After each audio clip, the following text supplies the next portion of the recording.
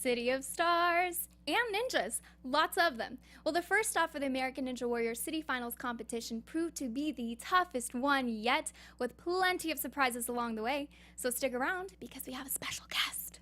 You won't want to miss it. You're tuning into the destination for TV superfan discussion, AfterBuzz TV. And now, let the buzz begin.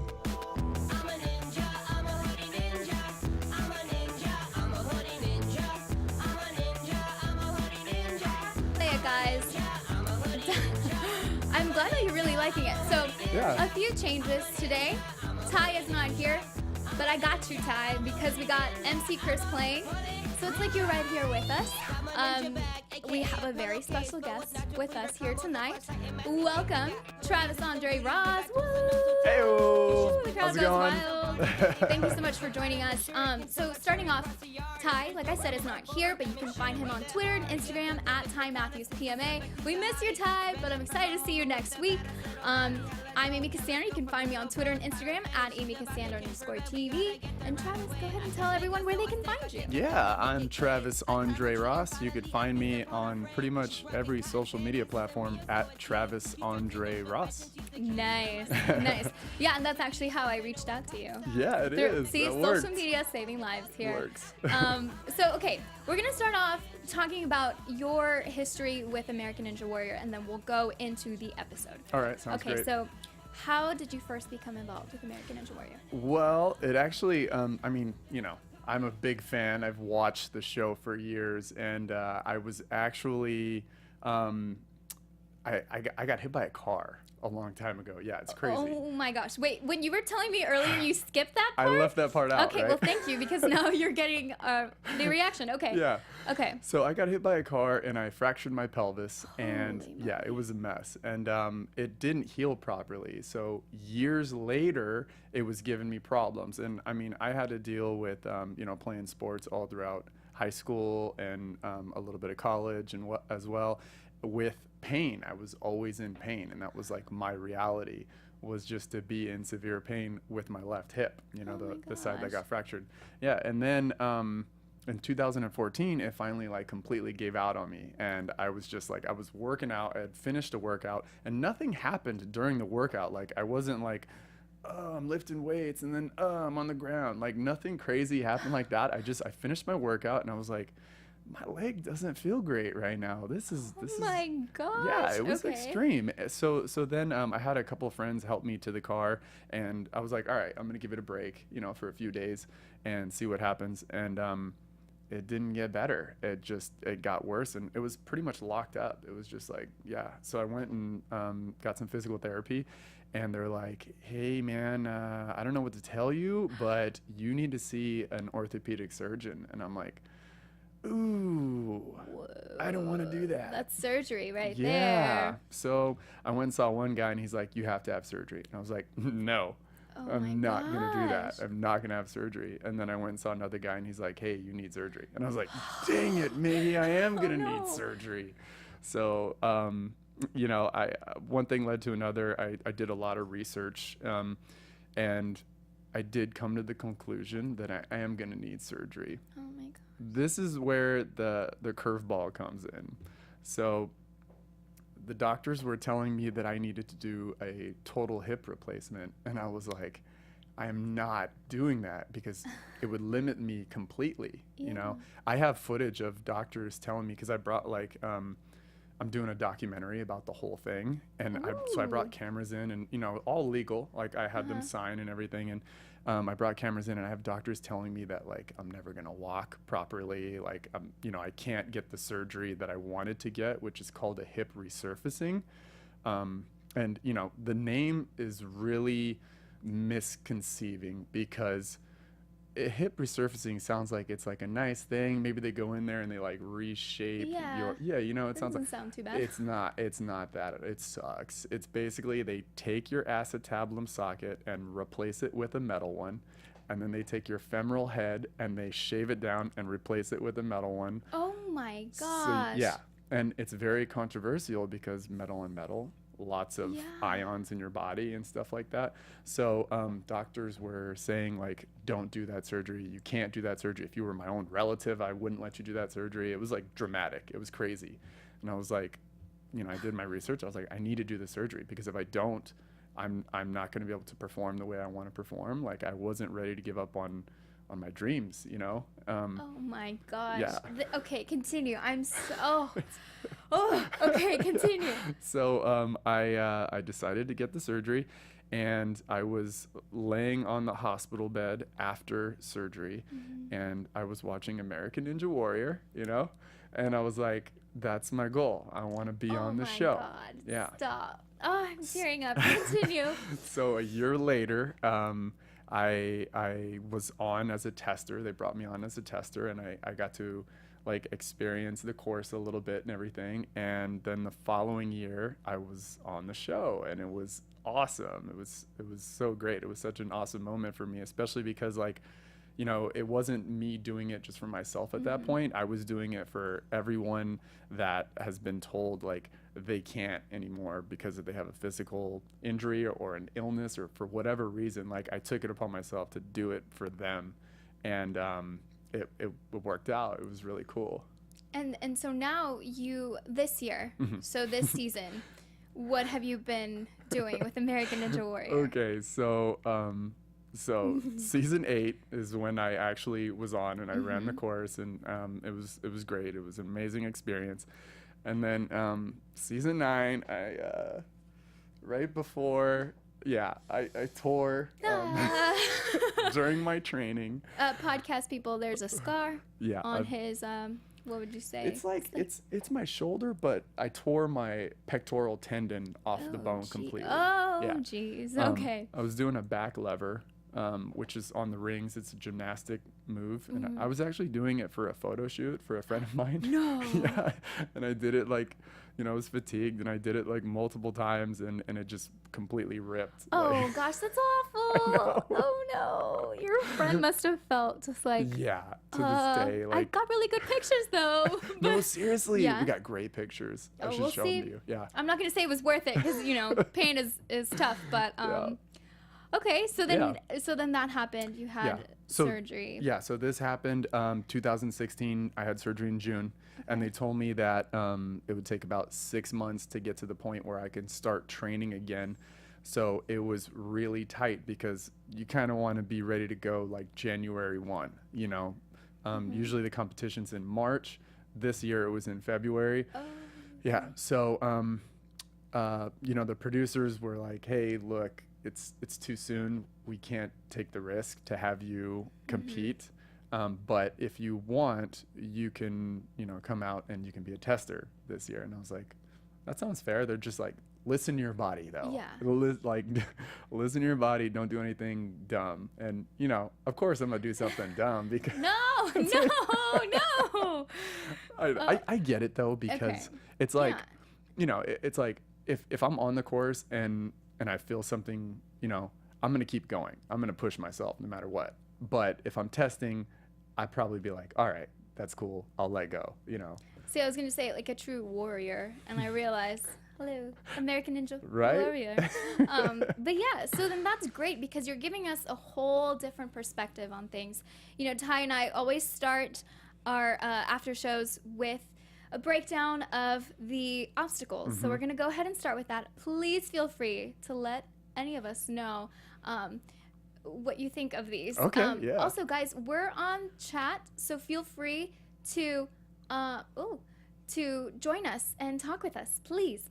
Okay, so starting off, first thing is there are 10 obstacles, because these are the finals. This is the first stop. We're going to start with the floating steps. Now, the first 6 of them were ones that this city had already seen. So LA had already seen these, which I felt was fair, because it's like, I've done this before, but they did switch them up. So floating steps, still the same. Cannonball drop. There was a little variation, though, in the floating steps. On the floating steps? Oh, what was it? So, you know, last year when they first introduced the floating steps that were rising, they were kind of spaced evenly, and there was, you know, a gradual shift in the angles of the steps. This year, they changed the space in between them even more, and there was like more angle to them as well. So it's like I bound on them. I don't like to take my time too much on them, and I was doing that, and I noticed like the last one especially was like really far out there, and I almost fell, and I was like, oh crap, this is a little further than I thought. Yeah. So see, even like, don't take the floating steps lightly, Oh, yeah, guys. exactly. They're still rough. The cannonball drop that took out 27 competitors in qualifier. I mean, you really have to hold on like nobody's business. Yeah, and I was really happy about my performance on that one because I'm a bigger guy. I'm 6'1", 190. So Wow. Yeah, it's a lot of weight, and but I got to do that one. I did it 3 times and I didn't fall on it once. Hey. But there's a caveat here. If you saw Crashing the Course, you saw a clip of me with my head busted open from the cannonball run. And that's part of the reason they do testing and stuff like that to prevent people getting serious injuries. Like basically what happened is the ring that holds onto it, that holds onto the ball, the ring has like this metal like plate at the bottom of it.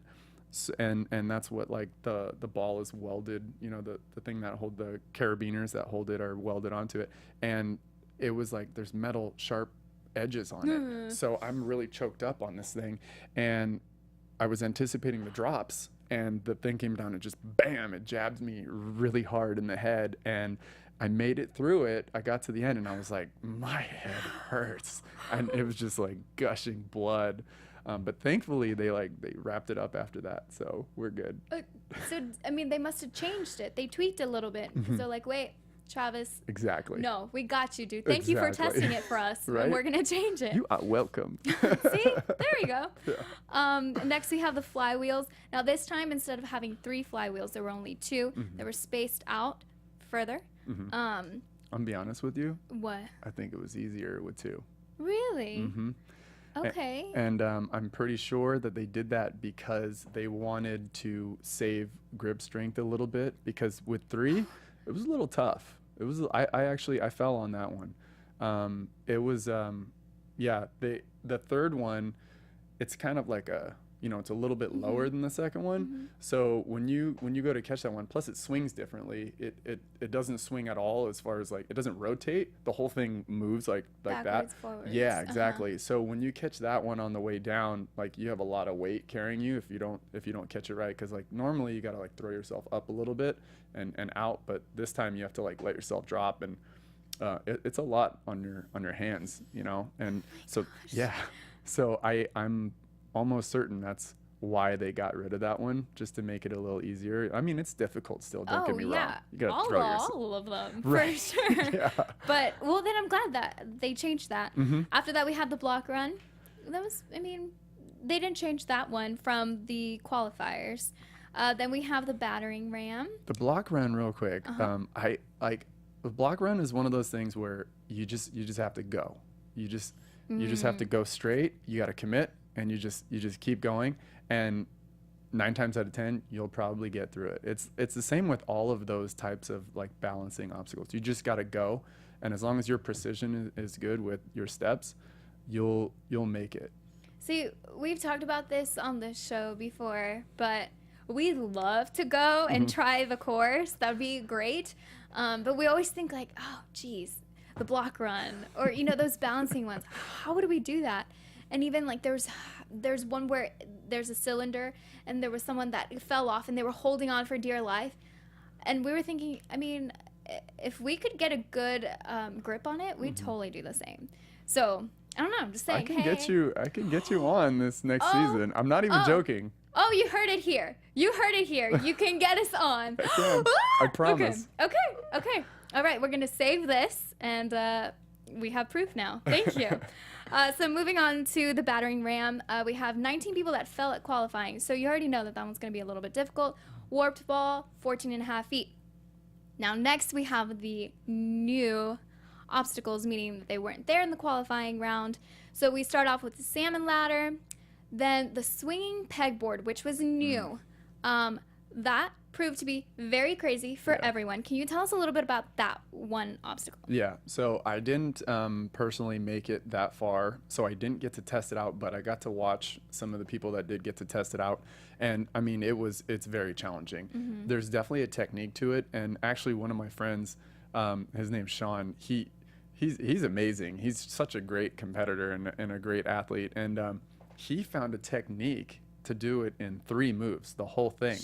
And he told me about it ahead of time. He's like, oh, I'm gonna do it in 3 moves. He's like, I'm just gonna do this, and I'm gonna swing this way, and then I'm just gonna go for the grab, and I'm gonna swing across. And we're like, come on, bro. Dude. You really think you're gonna be able to do that? Come on, bro. And yeah, sure enough, he did it. He did it. And then I think I saw somebody do it in the finals. I'm trying to remember who. It might have been the other Sean. What's his name? What's his last name? Brian. Sean Bryan? Sean Bryan? Papal Ninja? Yes, that's him. Yeah. I Yeah. think he did it. Okay, so then moving on to the Stair Hopper. That one you have to... Oh, I didn't talk about them. So the Salmon Ladder, we're used to that one. The swinging pegboard. Okay, let's do this. I'm going to explain it to you, including you podcasters. Thank you so much for joining us. Give us 5 stars. Thank you. So yeah, the swinging pegboard, you jump off. Or no, this is right after the Salmon Ladder. So you have to go up 4 rungs on the Salmon Ladder. Then you have to grab onto the first peg and then make your way, because there's 2 pegboards, so you make your way to the first peg, and then you have to somehow maneuver to grab the second peg, still on the first pegboard, and then you have to grab onto the third peg, which is on the second pegboard, and somehow make your way across those pegboards and jump off, hopefully not landing on the water. And the whole thing is swinging the whole time. That's pretty important, guys. Yeah, it's swinging the whole time. Next, we have the Stair Hopper. So this is a metal bar that runs across the stairs, and you have to make sure that you don't move the metal bar too much, because it's very appropriately measured. Like, the length is just the right amount. So if you go a little too far left, a little too far right, you're down. That's it. And you're making your way down the stairs, and then you make your way back up. There's a few times where it's like a 1 foot difference, so you have to jump up that amount. And then we have the new elevator climb, which was the last obstacle. It's 35 feet up, and you're using your body to pump handles up. Okay, now we're gonna get into favorites. Okay, let's see. We're gonna start with Natalie Duran. Oh, she's so great. Okay, because here's the thing. Travis knows a lot of people, and I am excited to ask you stuff that maybe we do not know based off of the show, because, you know, they don't show us everything. And I'll tell you, I'll be honest with you. Hey. Okay, so Natalie Duran, she fell at the battering ram.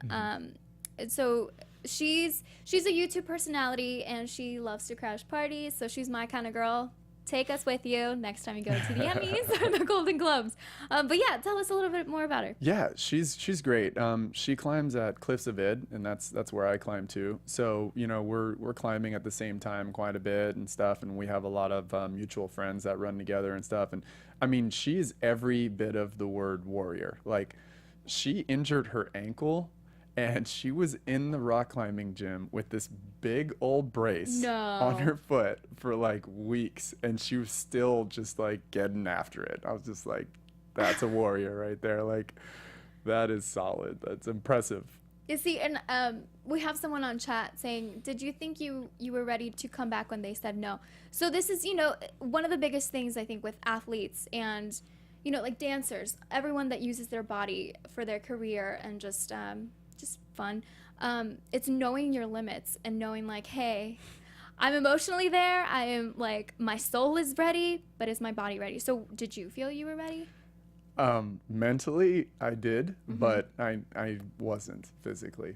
I knew I wasn't. And, you know, it was a good call on their part, because I would have done something stupid. Well, see, thank you. So it was the producers of American Ninja Warrior. Well, thank you, producers. For saving him. Okay. But no, seriously. And so Natalie Duran was almost doing the same thing. Well, that's really scary. Yeah. Using an injured foot. Yeah. Yeah. Okay. Next, we're going to talk about Jackson Meyer. He's 24 from Portland. Ninja Scout. Such a stud. Super cool. Really tall guy. 5'11". You don't know this about me, but and you guys are gonna find out here first. I am 4'11". If you ask me in person, and I don't know you that well, I might say 5. But you guys know me. We're friends now, so Yeah, I'm we're 4'11". homies. So to me, anyone that's over 5, I'm like, whoa, you're tall. But you guys are really tall, like Yeah. really, really tall. Yeah. He was the first to make it past the pegboard. But tell us a little bit about him. Okay, so I met him last year so basically when you're on the show, there's like a select group that they take in like the day before that you run the course, and they like interview you and they get all your background. It's what was the term that they used? I can't remember like the term that they used for it, but it was like these are the people that wanted to focus on stories, you know? Oh, yeah. Yeah, Okay. and so he was there that day with me, and like I talked to him a little bit. I had never seen him before or anything. Like I think last year, I'm pretty sure it was his first year.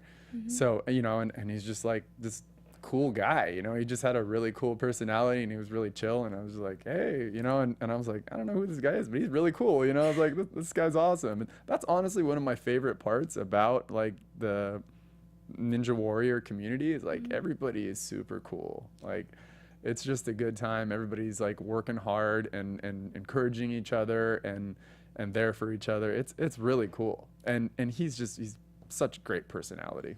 See, it's so nice to hear it from someone that's been there because, of course, we talk about it on the show all the time. You know, it's just such a nice family, and people are creating their own gyms and meeting significant others, you know? So it's great to see that something that started off several years ago is still going, and it's a happy family. Like, it's not just show. It's not all pretend. Like, it really is.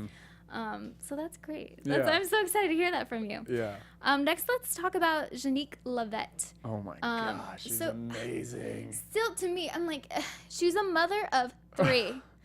I have a cat, and I have no idea how she does it. Like, ooh, that's hard. And she was able to make it to the Vegas finals, like to the city. What am I saying? To the national finals, which is exciting because she almost didn't, but she did. And tell us a little bit more about her. This was the first time I met her this year at regionals and everything, and you know, I was like, wow, I don't know who she is, but she's got a great personality. She's fun, and you can tell she works hard. Oh yeah, you can tell she works like seriously. She's got like she's guns. strong, And you know, I talked to her a little bit, and she was really cool, and she was really focused, and I was like, you know what, I'm gonna root for this person like really hard. And then she just went out there and killed it, and I was like, yes, that's what I'm talking about. We'll see in the transitions in the battering ram between each cylinder. I loved seeing when people would use their momentum to slide, because then that's less time up there, you know, using your upper body. Did you find that was helpful too? Yeah, you know, like the battering ram is really unique. Like it's something where you know, you got to keep your arms kind of like locked in as best you can, but like you have to use your core to move you, because because like your feet kind of they won't help as much as you think they would help. So it's all about like your pelvis and your hips. You got to get your hips moving, and that's really how you generate force on that. And I don't know if you noticed, but the first 2 parts of the battering ram you lock in. The last one you don't lock in, so it can slide back if you try to bring your legs too far. Yeah, if you try to bring your legs back, it'll slide back. That's true. Wow, that would really suck. Yeah, if you're that close and it's like, woo, I got this, I got momentum. Whoa, I'm going the wrong way. Yeah. Somebody fell, like they made it. They had their foot. I can't remember who it was. Oh well, can't remember. But yeah, somebody fell like right on the last part. Like they had it, they were done, but they just That is the worst. I know, right? So next, this was, let me make sure I have this right. He was 5 feet. See, thinking about people that were so close, this man was 5 feet away from finishing. Oh my gosh. Gabe Hurtado. Yeah.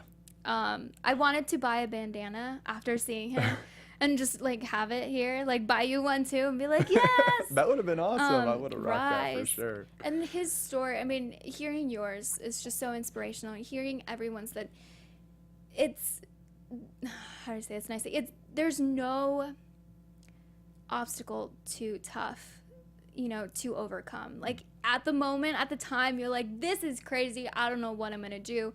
But, you know, you got injured hardcore.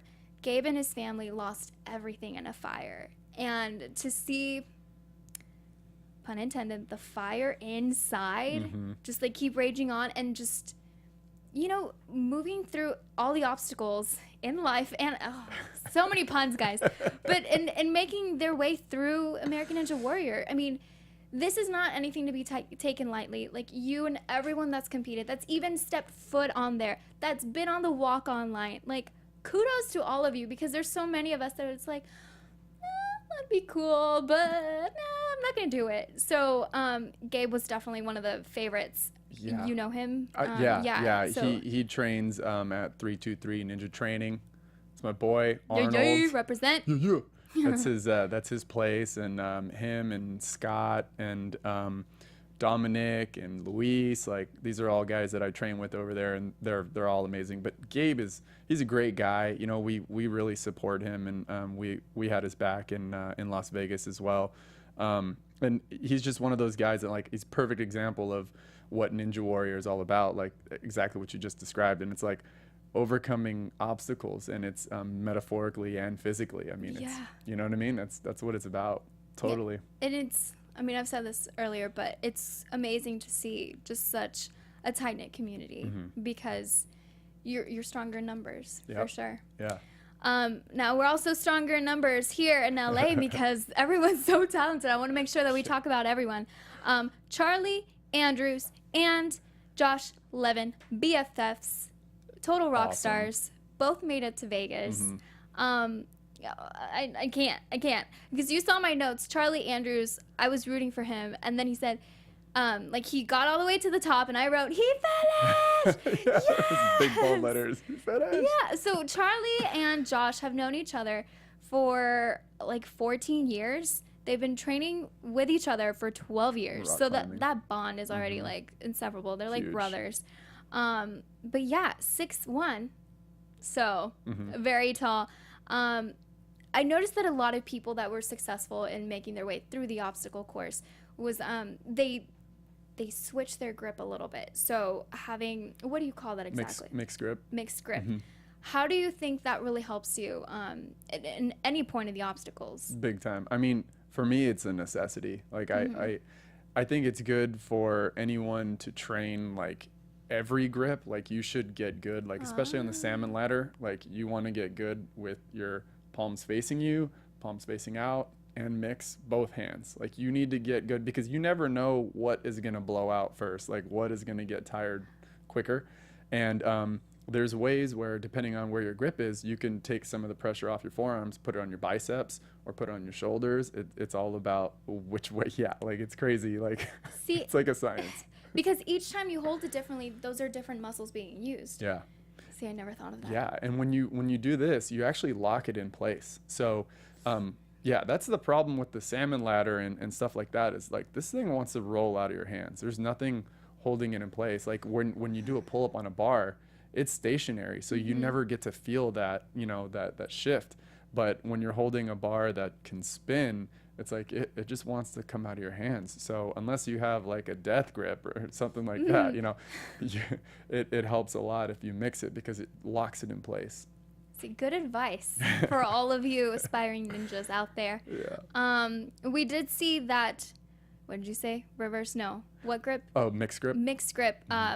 Being used by Gbaja-Biamila. Oh my gosh. Okay, so inspirational. She's amazing. Yeah, like, shout out to the women. Yes. She, spoiler alert if you haven't seen it, but she is now one of 7 women. I'm gonna call them the Warped Wall women. The Warped Wall women. One of these 7 women. WWW. Yeah, you heard it here first. To complete and to go up the Warped Wall, joining Casey Catanzaro, Michelle Warnke, Megan Martin, Jessie Graff, Jessie Lebrec, Flex Lebrec, Melissa Beard. So, and she's only 5'3". So, oh, okay. I had to write down her air and her dismount after the second flywheel was just beautiful to see, because graceful. it's 10 feet, 10 and a half feet. That's basically 2 times her size, which is just like people were like Spider-Man, Superman, all the superheroes you could think of. Yep. Can you tell us a little bit about her? You know what? I didn't really talk to her too much. She was super focused. Like, I mean, don't get me wrong. Like, I saw her smile. You know, like she's definitely got a great personality. I can tell that. But she was really focused and she was honed in the whole time. So I didn't. You know, I can usually read when people are like that, and I try not to bother them too much. Right. You know. And then sometimes like people would randomly come up and you know talk to us and ask us advice about certain things. Oh, So they can do that? I mean, you know, we're there, you know, so it's like it's not like we have a thing on us that says like tester or anything like that. But but if you know if somebody's like it's just like anybody in the community. Like if it wasn't on the show and somebody asked me like, hey, how would you do this? Like we're always trying to help each other out. It doesn't matter what it is. Like always. That's so nice. Yeah, it's really cool. Okay. I want to make sure we talk about 2 more people, but before then, we're going to talk about Adam Rael, who actually trains Gbaja-Biamila. He's a concrete worker. I think that's so cool because he's been working with his in his family business since he was 12. So to be doing the same thing that you were doing when you were 12 shows discipline and commitment for sure. He's 5'11", 174. He's 10 pounds lighter than he was last year. And I want to ask you, like, how much of an impact is your weight? Like, I mean, obviously it makes sense, but how so? Yeah, I mean even 10 pounds, huge difference. It's crazy. You know, like going back to Charlie, for example, I think Charlie's like around 150 or something, and he's like 6 foot or 6'1". Yeah. So, you know, he's got this huge wingspan and like this, you know, he's got a lot of like body going on there, but lightweight. And that's like, I feel like that's a really good recipe. If you can be coordinated and be long and lanky, like you've got a really good shot, because there's some obstacles that being long helps. Being tall, it does help. But the lightweight thing, that's the big kicker right there. So even 10 pounds, like you will definitely feel that. And we could see that too. I mean, he was moving very gracefully. Yeah. Which is cool. Okay, so the last 2 people we're going to talk about quickly. Sean Bryan, Papal Ninja. It's so cool because this is not something that you hear a lot of people doing. I mean, obviously people work with clergy, but he helps them, and he motivated priests and brothers to work out and take care of themselves. And I was like, great. Like, who else is doing that? It's so cool, you know? I think he should be in charge of that for all of them. But that's a lot of priests. Yeah, he's awesome. He's one of my favorite ninjas, like, period. He's just such a great guy, and I was definitely rooting for him in Vegas. He's a stud. I was like, I want to know more about Vegas, because you have the inside scoop, but you can't tell us too much, but we'll see. So yeah, Sean Bryan was actually the first place finisher for the finals. 5 minutes, 7 seconds, 22 milliseconds. So Adam Rael had just gone right before him, and he was 5 minutes, 7 seconds, 92 milliseconds. So like that was insane. I was screaming at the top of my lungs watching it, but not as much as when I saw Grant McCartney. Oh no. The scream I made, it was like someone died. Okay, were you there when that happened? Yeah. Oh gosh, please tell us. I mean, it was a somber moment, you know. Look, I mean, I'm sure everybody can tell by seeing this guy, but he is the way you see him on TV. He's that way in person. Oh. He's such an awesome guy. Like I've hung out with him, I've climbed with him, I've jumped off cliffs with him. Like, oh my gosh, no way. Yeah, he's pretty he's very talented. Not just for ninja stuff, but he's just very talented. Like he was doing these, you know, double backflips off of like 50-foot cliffs. Like he was doing all just like I'm gonna do it. I'm just gonna do this. Wow. So how was he after You know, he still had a good attitude. You know, obviously he was really upset. Like this year, like he took a different step, a different approach this year. Like he traveled everywhere. Like he went to New York, he went to Alaska, like he went all over the place to train with a bunch of ninjas at all kinds of different facilities. Like he was serious. Like this was a new Grant McCartney. Like I was just like, wow, like get it, boy.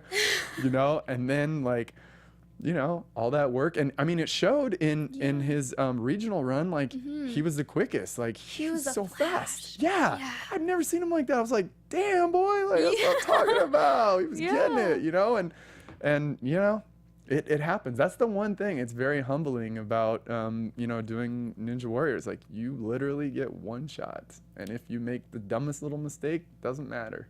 The stinking salmon ladder was his kryptonite. Yeah.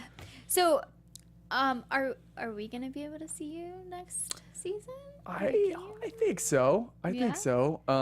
So I funny enough. Ooh, story time. Yeah. Yeah, it's not the best story. Oh no. I was testing in Vegas for like 9 days, and you know, like first of all, I gotta say this, and I'm sure everybody out there who's a fan knows this already, but you know, we run the course from like 9 p.m. we start and we don't stop until the sun comes up, basically. And in Vegas at night, at 9 o'clock, even at midnight, 1 o'clock, 2 o'clock, it's 110 degrees. You know, it's extremely hot. Like people are exhausted without even doing anything at all. You know, so you know, doing the testing for 9 days was very exhausting, and it was, but it was great. I loved every moment of it. It was great. I got to give a shout out to Adam. He's one of the producers on the show. He's such a stud. Yeah, you're the man. And you know, he took care of all of us that came out there. Like there were times where there was like just 30 of us, you know, and we're talking people from all across the United States, you know, people that failed in finals or whatever. So we had a really good group of people out there, and everybody's super talented. Great experience, but exhausting. Yeah. So after 9 days of training, I came back, and I was rock climbing the next day, and I was fatigued. No. Oh gosh, what happened? So I was doing this dyno on the wall, which I don't know if you know what that is, but it's... I don't. Okay, so it's a dynamic move, right? Oh. So instead of climbing where you're nice and slow and controlled, when you're doing a dyno, you're basically doing the opposite. You are like launching yourself from one boulder to the next, basically. And I was doing this dyno that was in a corner, which is, you know, different. Like I like doing dynos that are like kind of straight up vertical. I jump pretty high. But this one was sideways, so I was doing it a few times at Cliffs of Id, and the last time I did it, I grabbed, and all the weight was like on my left arm, and it kind of like pulled my arm open, so I kind of like tore my muscle a little bit. Oh no. Yeah. And I went and saw some doctors and stuff. And I think I'm gonna be okay. I think I'm gonna be okay. But they were like, some of them were talking about like maybe we should go in there and repair it, you know. But you know what? You never know. I know. I'm like, geez, I need to stay healthy. Yeah. Well, see, so then you can run, and then we'll have you back on the show, and then we can talk about how you won American Ninja Warrior. I mean, you know, we have this all planned out. I like it. This is a great plan. This is a great plan. Speaking of plans, I have a plan too for you. Oh my. Okay. You're gonna come train with me. Let's do it. Are you down? I'm so gonna down. take you to 323 Ninja training. You'll come train with us, and you'll have fun. Oh dear, we have this on video. That actually sounds fantastic. Yeah, for that real. really does. You can do it. I feel like, yeah. I mean, I've seen American Ninja Warrior for a while now.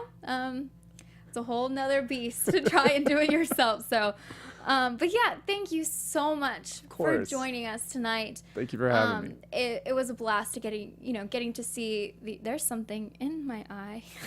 Getting to see this, you know, different perspective on things, because we love talking about everyone. But yeah, thank you so much for coming. Yeah, no problem. And if you could just give everyone your socials, where can they find you everywhere on social media? Travis Andre Ross, everywhere. Bam. That's perfect. And thank you guys so much for joining us on chat and for watching. Ty will be back next week. No worries. You can find him on Twitter and Instagram at TyMatthewsPMA.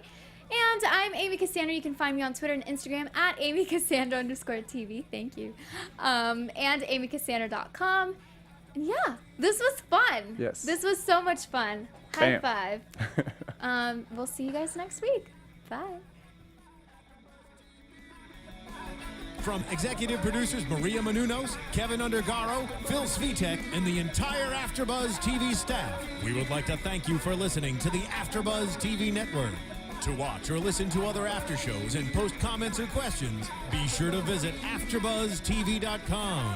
I'm Sir Richard Wentworth, and this has been a presentation of AfterBuzz TV.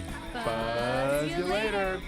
The views expressed herein are those of the hosts only and do not necessarily reflect the views of AfterBuzz TV or its owners or principals.